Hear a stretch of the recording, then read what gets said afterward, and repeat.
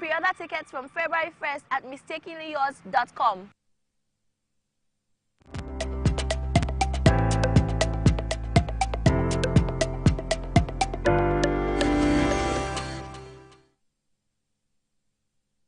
Yes, you're welcome to the entertainment segment of the Saturday Breakfast. Of course, my name is Theophilus Ilaman. I have my co-host with me. She wasn't here last week, but she's here in her full glory. Adebanke, good morning. Good morning, Theophilus. We missed you last week. Yes, I caught the cold bug, but I'm much better. Yeah, we have a pastor in the house today, so the glory of God was upon me, and now I am much better.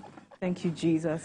Okay, so how was, looking at entertainment this week, how has it been so far? We've had quite a lot going on with Idris Abdul Karim. I knew we were going to mention him. Yeah, I mean, the whole issue is, so the problem started from when Idris Abdul Karim granted a podcast interview, and he said a lot of things that did not go down well with Tony Tetula, Burna Boy, P-Square. P-Square, yeah. As regards P-Square, he said that the 2004 50 Cent concert that Idris Abdul Karim also went for, he said that they treated Nigerian artists like rats, like They worthless. confirmed what Idris said. Yes, but then P-Square said that they didn't go. So why are you lying? Then Tony Tetula also said that he was also lying, that he begged to be part of their group at the time. But meanwhile, I think they just decided to form a group. So, I mean, we don't know who's saying the truth, but, I mean, it has been a very contentful, let me use that word, week and this for the has cement gone on for about industry. 20 years now. Everyone has kept quiet while Idris kept talking about this. But suddenly, everyone came out to speak on this matter, and it's surprising. Well, someone just said yesterday that possibly they're planning a reunion album, so maybe this is just to push it. Well, this is not a good way to push it, because I feel like they're just fanning some embers of fire. Like, if you guys want to do publicity stunts, just do it and let's know that you guys are trying to come back together. There's no need to make us confused. Well, I'm sure in the coming days and weeks we will understand and see what they're actually driving at. Of course, this morning, we are talking about the business of filmmaking, and with us today is a woman of many talents, I dare say. A filmmaker, a pastor, a content creator, a writer, and a mother. And of course, she graduated from the prestigious Covenant University, Adebanke. Yes. What? Excuse me.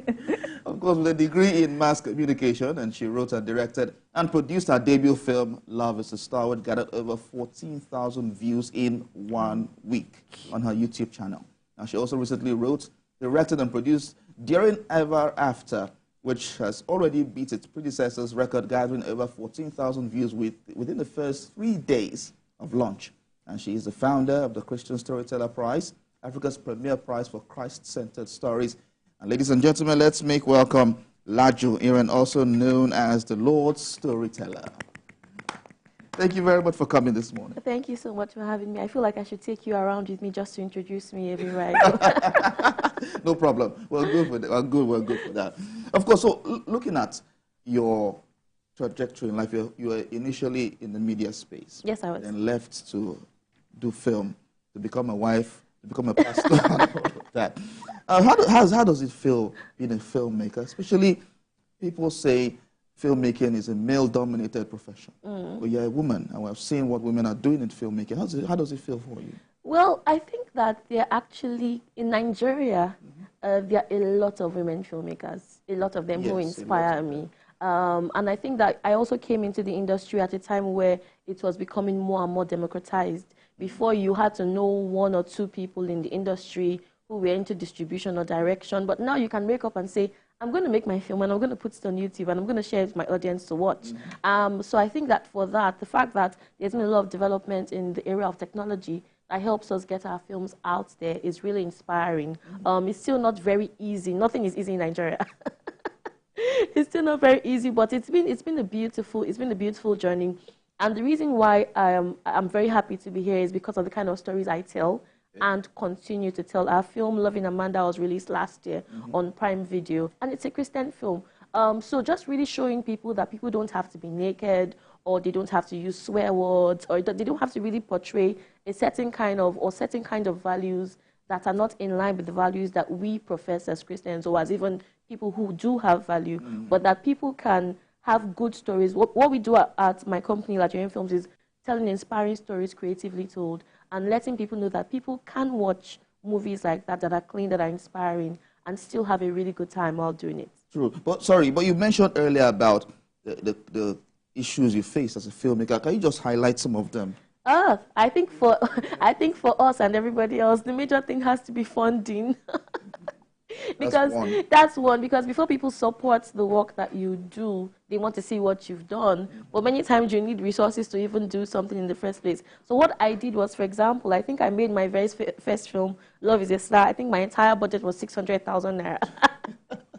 And I remember speaking to someone a friend of mine who owned the business. I said, do you know what? I'm going to make a film, and I'm going to make a film for 600K. I just need you to give me 400K, and then I'm going to put your advert at the beginning of the film on my YouTube channel. And he was like, how do you want to make a film for 600K? I said, don't worry, trust me. And then as we began to grow, so for example, I think when we eventually did Love in Amanda, our hard drives cost more than 600K, just the hard drive. So I think if you're a young filmmaker watching this, I know this is not a question you asked, it's important that you start with what you do have. And when you start with what you do have, when you present your 5 loaves and your 2 fish, everything is going to multiply, but you need to keep working on it and doing the best with what you do have per time. So funding, definitely one of the challenges. And then I think when it comes to distribution, it's not really very easy to for everyone to get to distribute. Not everybody can take their film to the cinemas. Not everybody can get their film picked up by streamers. It's possible. I've had my film picked up by Prime already. That was last year. But you have more filmmakers than opportunities. And I think that's the reason why for my current film, Mistakenly Yours, which is a rom-com directed by Biodun Steven, we're doing something called a virtual premiere, where people can pay us to see our film, but it's like a cinema, but it's virtual. Okay.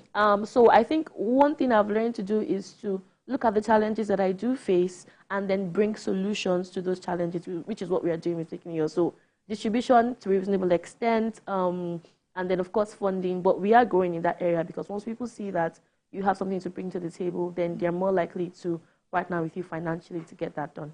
Okay. You spoke about your new film, Mistakenly Yours. Tell us about the movie. What is the storyline and what should we expect? So Mistakenly Yours is a rom-com, but it's also a story of redemption. If you know me, you know that I love love. I want to make that film that people go, I want to watch over and over again. So it's a romantic comedy directed by Biodun Steven, an award-winning director of Sister. And she's like award-winning director. So she really did a good job on this film. It's starring Stan Nze, Chinon Sarubai, Tomike Adeoye, Lolo One, Omotunde, what's Omotunde? Auntie's surname now. Anyway, but you know, everybody knows Lolo One, Chukwuka Olumide Oworu. And then it's really a story about a relationship of convenience where there's a pastor who has a past and wants to get promoted. And then there's another lady who desires a relationship, and they both decide to pretend to be in a relationship. But I will stop there because I don't want to give any more spoilers. But it's a beautiful story, and we can't wait for people to get to see it. You can learn more about it on our website, mistakenlyyours.com. No problem. You mentioned that most filmmakers in Nigeria face one challenge or the other.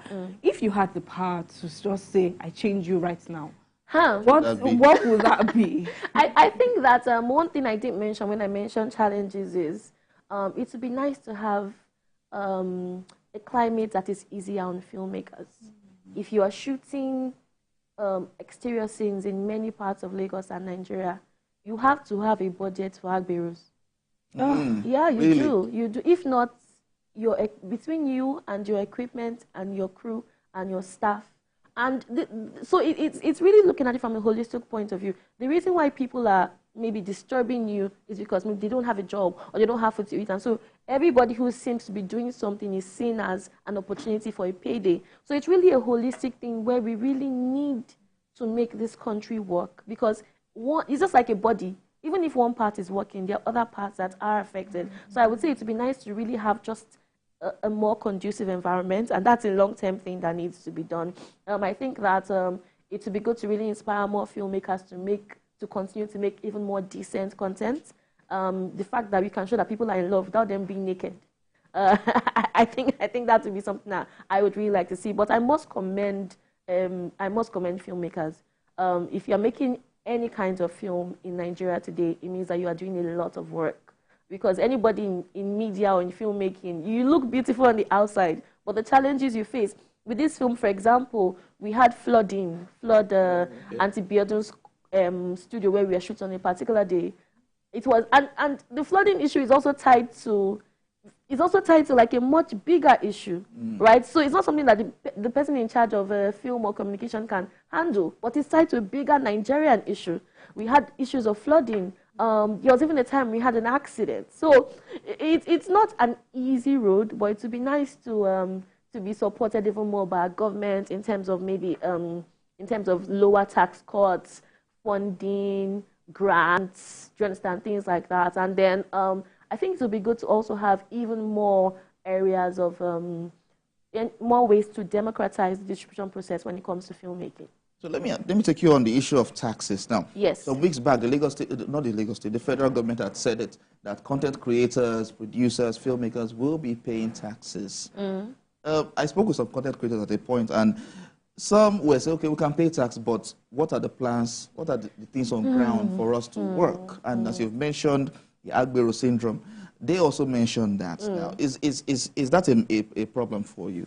Is paying taxes a problem for me? You want me to answer that on national TV? No, the fact that they want to now clamp down on content creators, okay, many of whom earn in dollars. What do you think? Many of whom earn in dollars. Maybe when you speak to them, I feel like I must be very careful with responding to this question because I don't know who is what. I do think that it would be nice for the government to see the contribution that we bring to society and do their best to support us. But I think that we have to find a balance. So, yes, I'm making films, but I should pay my taxes. I paid my taxes last month. To whom it may concern. So I paid. But I do think that while we do what we need to do, it would be good for the government to also do what they should. What do you want the government to do? Very good. It's, first of all, economically, they have to find a way to balance the naira. You have streamers who are concerned about investing in Nigeria. For example, it's not news that Prime more or less sacked most of their West Africa, and most of them are from Nigeria, most of their staff here. And you can't really blame people because when you invest in dollars at a particular rate and you're about to take your money out, and the dollar is not dollaring, like we say in Nigeria. So we really need to find a way to understand that the economy affects every single industry and every single, so we have to make sure that we find a way to stabilize the naira. And the basic things, if you know how much filmmakers spend on fuel, Theophilus, how much we spend on diesel just to shoot every day, how much filmmakers are spending on power, it's a lot. So it's beyond just looking at it from a micro point of view. There's also a macro point of view where if they can do their best to, of course, training filmmakers is important, but just making sure that Nigerians don't really need much. We just really need a stable environment where we are allowed to fly and to thrive. So let me find out from you, on the average, how much do filmmakers spend on a movie? It's an interesting question. It's an interesting question for a number of reasons. Okay. You have films that have been made with 50 million. You have films that have been made with 100 million. You have films that have been made with 3 million, depending on yes. If I wanted to make a 3 million film, I don't know how. Would that be considered a low budget movie? Yes, most definitely. 3 million and low budget. Yes, now most definitely, because you have to. How much is equipment, and then for every number of people you see on the camera, there are so many other people behind it. You have to feed them. You have to house them. We're talking about equipment, paying personnel day by day. If you want to make a film for 1 million, a short film, even for 500K, you can do it. But the truth is that if we're going to compete on a global scale, we have to put our money where our mouth is. So if a filmmaker is just starting up and they have 500K, they can do a short film. It might just be the same person who holds camera that does sound, that might also be the one to also edit the film. But it is the film. Well, I don't know about that. But it really depends on the filmmaker and on the kind of film you are trying to tell. There are some stories that have been told from Nigeria that you know that you cannot make this film with 50 million. Do you understand? So it depends on. What do you not consider a high budget movie? That's a very good question. I think there was a movie on Netflix. I think it was The Black Book. I can't remember. That ran into hundreds of thousands of dollars, if I remember correctly. But if there's a filmmaker watching this who wants to make a film that they don't have to spend so much money, I would say start from the writing. So if I want to make a film where I'm not spending so much, I'm going to write everything in one house. Everything we are going to shoot is going to happen. And I've done that before with Journey Never After. Everything we're going to shoot is going to happen in this one location. Our cast is not going to be more than 2 or 3 people, because when you start bringing in extras, that's more time, that's more money. But if we are really going to compete on a global scale, while the ingenuity of filmmakers shows or shines through when they have less to work with, it's also beautiful for us to have more to work with as much as possible. So whatever your budget to a reasonable extent, and then your budget in line with the kind of story that you want to tell. So you mentioned something about the kind of movie. Yeah. You mainly produce Christian movies. Yes. I know you're a pastor. Yeah. But why? Why do I produce Christian films? Yeah. I think you're a pastor, yes. And I know that it's very important for us to bring our spirituality into our lifestyle and everything. But do you think that maybe people right now would prefer just secular movies than Christian movies? I think that people like good entertainment. I've watched films that were not really directly faith-based because they were good. So what that means is that even people who are not interested in faith-based films will watch them if they are good. That's one. 2, a lot of people are interested in faith-based films. When Loving Amanda came on Amazon Prime, we were top 3. There's another film that came on Prime that is, in a sense, a Christian film. I think it was Breath of Life. It's Bibi Shasore's film, the same guy who did God Calling. And it was #1 for a very long time. So it's a really big lie, let me not say lie of the devil, that people don't want to see Christian films. I think that if the acting is good and the storytelling is good and the production is great, people will see films that are good. And the reason why I make Christian films is because these are the kind of films that I want to watch. I want something that is not just faith-based. I'm not just watching it for the sake of it being faith-based, but is also enjoyable. I can also have fun with it. You know, Jesus himself was a master storyteller. When you look at the parables and the examples he used, and I feel like if we are going to influence society, we can't just be in church on Sunday. We need to also be in industry on Monday through Friday. We need to be on people's screens. We need to be on their phones. We need to be in their homes. And I think that is so important to what we do as believers. You wear many hats. You're a pastor, you're a mom, you're a content creator, you're a filmmaker, producer, director. I'm an author. And a wife. How do you manage all of these responsibilities? Oh my God, if I had $1 for every time I got this question. First of all, I would say that at risk of sounding cliche, it's God's grace. That's the first thing. God really helps me, and he has really helped me. And then I have a great support system. I have a husband who supports me, who is also incredibly busy, but just really has a heart to see me grow and to see me succeed. So that's powerful. He has an album. Yes, my husband. So my husband is that one too. Is a man of many graces. He's such a great guy. I'm very handsome as well. Why do I feel the need to say that? There was nothing you asked me that had to do with that, but yeah, just take it as a bonus.